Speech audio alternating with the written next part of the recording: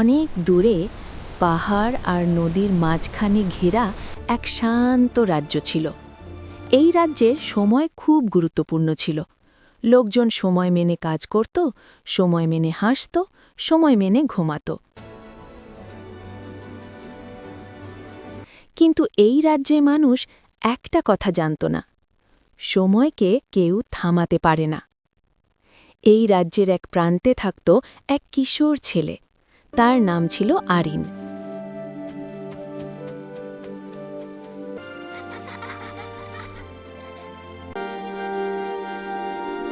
সে খুব কৌতূহলী ছিল, সব সময় প্রশ্ন করত, সময় এত তাড়াতাড়ি চলে যায় কেন?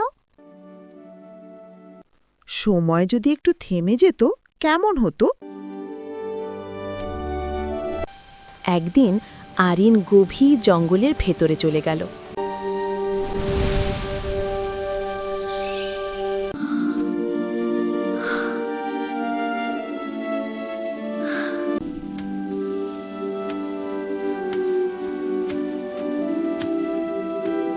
সেখানে সে দেখল এক অদ্ভুত পাখি।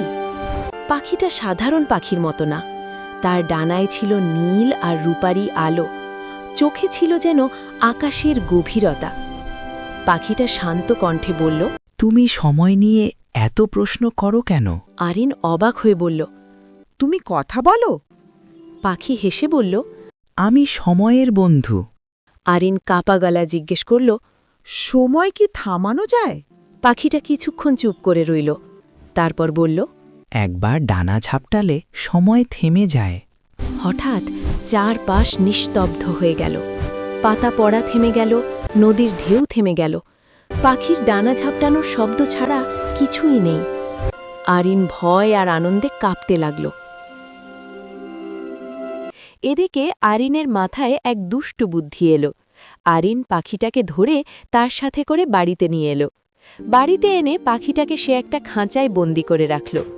আরিন পাখিটাকে বলল, আমি তোমার মতো সময় থামাতে চাই। পাখি আরিনের হাতে একটি ছোট নীল রূপালী পালক দিল। পালকটা কোনো সাধারণ পালক ছিল না, এটা নরম আলো ছড়ায়, যেন ভেতরে সময়ের কোনা ভাসছে। পাখিটা বলল, এটা শুধু একটা পালক না, এটা তোমার হৃদয়ের সাথে বাঁধা। সময় থামবে শুধু তখনই যখন পালকটা তোমার বুকের সাথে মেশাবে।